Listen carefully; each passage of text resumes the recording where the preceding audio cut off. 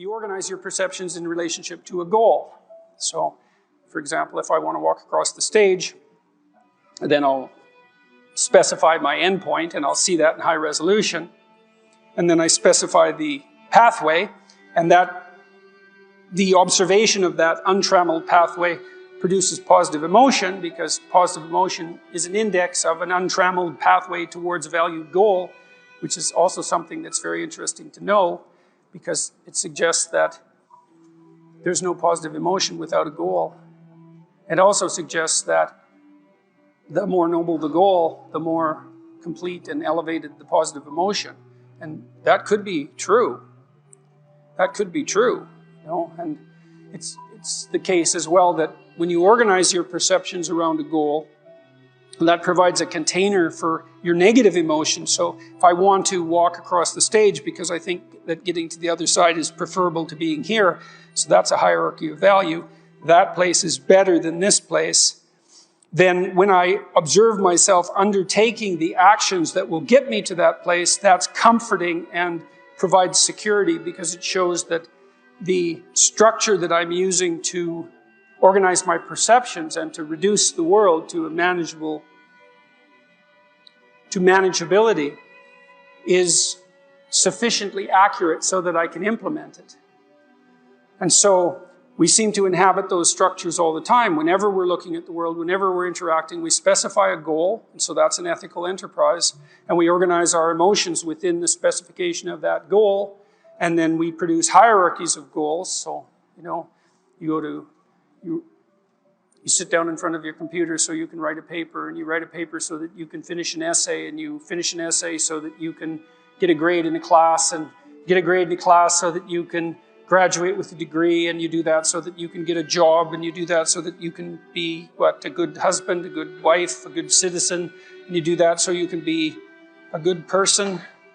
There's a hierarchy of ethic that permeates the entire enterprise, right from the microcosm up to the macrocosm, and I think that's something like the whole landscape of religious value, with the outermost container. So be a good person, let's say, that's the ultimate aim of the religious enterprise. That's something like the imitation of Christ in the most fundamental sense, and all the things that you do within that are a reflection of that, or you're confused and chaotic. And if everyone's doing that at the same time, then you have a society that's integrated and aiming up and capable of telling the truth. If you're orderly, you follow a schedule. How many of you follow a schedule? Okay. And how many of you don't? Okay, so one thing I would recommend is that you do. And I'll tell you why. Like, intelligence is a very good predictor of academic performance. And there's not a lot you can do about your intelligence. I mean, you can squander it, but it's very difficult to improve it. Conscientiousness, well, it's a trait too, so it's hard to work on, but we know that conscientious people get better grades. And it's reliable, and it's a powerful effect. And so, if your time use is organized, then the probability that you're going to be successful is very high. So, one of the things you might think about is make friends with a calendar, like Google Calendar or something like that. And I can tell you some tricks about that, because really it is important. Like, and I'm not kidding around about this. If you're low in conscientiousness, it's really going to trip you up as you walk through life. There's not very many advantages to it that I've been able to see. And I'm not assuming that just because you don't follow a schedule, you're low in conscientiousness, but it is one of the items that mark it. The advantage I've seen so far to being unconscientious is that if you become unemployed, it doesn't bother you as much. And I mean, that actually turns out to matter in some situations. So like, you know, if a big company has to shed 50% of its employees, it's the conscientious people are going to suffer themselves to death for it. And the unconscientious people, they're not going to care anyways, because they weren't working anyways. So it doesn't matter if they have a job or not. So here's one way of thinking about making use of a schedule. Often people are afraid of schedules because they think of them as a trap. You know, you make a schedule and it's like this little prison that you have to live inside. And, you know, and all you're doing in your schedule is putting down things you have to do or should do. And so, you know, there's not a lot of fun in that. And so not only is it a trap or a prison, but it's kind of an unpleasant one.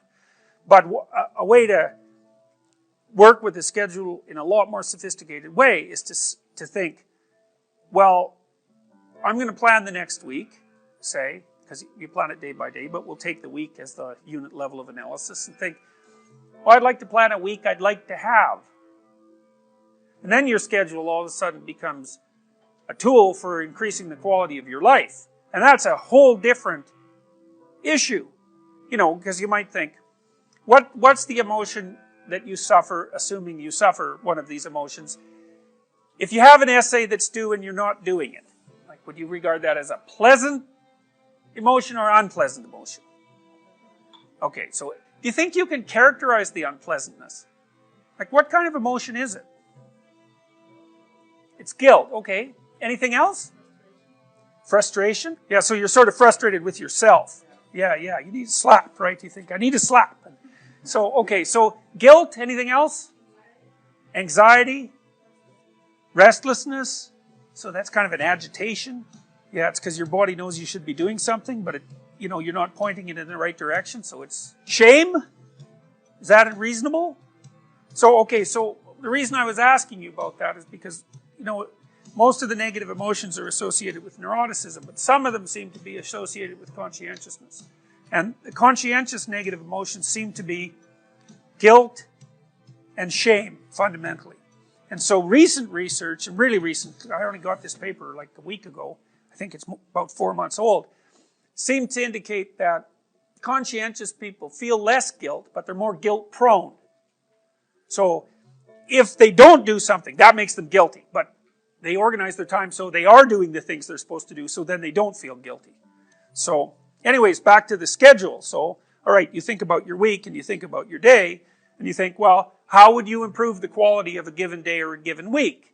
Well, one of the ways of improving it is to not put yourself into the situation where there are things hanging over your head that you have to feel guilty and ashamed about, because that's a very unpleasant way of being. And, if you have an essay that's due in a week and you're procrastinating, then the fact that you have to do that essay can ruin the whole week. And even when you're doing something that's positive, hypothetically, it's kind of that horrible kind of positive that you experience when you know that you should be doing something else. And so that's when you end up watching YouTube videos about like dancing cats or something like that. And it's at best, it's a guilty pleasure. It's not a pleasure at all. You think like, what the hell am I doing watching videos of dancing cats, But then you know that you're procrastinating, and that's low quality, very low quality existence. So if you use your schedule, you can think, okay, well, here's some times that I'm going to do this work. And then you can also sort of ask yourself about that when you're designing your schedule. Because you don't want to design a schedule like you're Adolf Hitler telling yourself what to do, because you're not going to comply with it then. What you have to do if you're going to design a schedule is you have to ask yourself, all right, I'm going to set aside some time to study over the next week or to do this essay or whatever it is. How much time would I actually spend studying? An hour or two a day might be a worthwhile thing to schedule in, and I would say don't schedule in more than that to begin with, because then you'll fail and then you'll stop using the schedule. And so the other thing you want to do is you want to schedule in things that you want to do, and then you want to look at the day or the week and you want to think, hey, that's a week I'd like to have.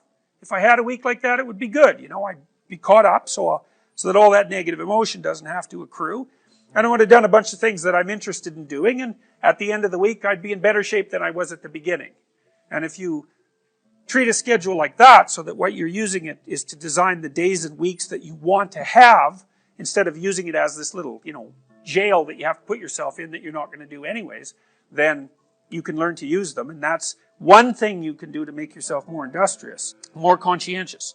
Follow a schedule. I've told people to learn to use a schedule, and people often hate schedules because they act as their own tyrants, right? They say, well, you have to do this unpleasant thing, and then here's another unpleasant thing you have to do, and then you have to do this unpleasant thing, and you do that for about 3 days, and you think, to hell with this, I'm not doing that, and you fall off the wagon. That isn't what you're supposed to do with a schedule. You're supposed to use it to design the days that you would like to have if you were taking care of yourself. And so some of that is, you wake up in the morning and you think, here's 5 things I have to do that if I don't do, my life will be worse. It's like paying bills, for example, or taking out the garbage. It's like you have to do those because otherwise things degenerate. So you got to put some of those in the schedule, because otherwise tomorrow is worse than today, and that's a bad trajectory.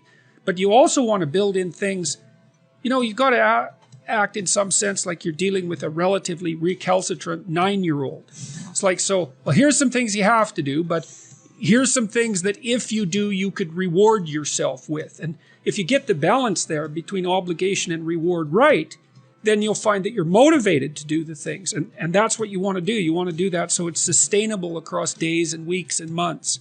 And so you got to treat yourself like a good boss would treat a valued employee, and not like a tyrant would treat a slave, because the slave will rebel. And, you know, people say, well, I don't follow through on my plans. It's like, well, A, they're probably not very well formulated, and maybe you're doing them because of an external moral obligation or something. They're not really your plans, right? And B, you're acting like a tyrant and a slave, and that's a bad relationship to have with yourself. Treat other people as you would like to be treated. It works both ways. You also treat yourself like you treat other people properly. So that's a necessary thing, and often people don't do that. But the scheduling is really important.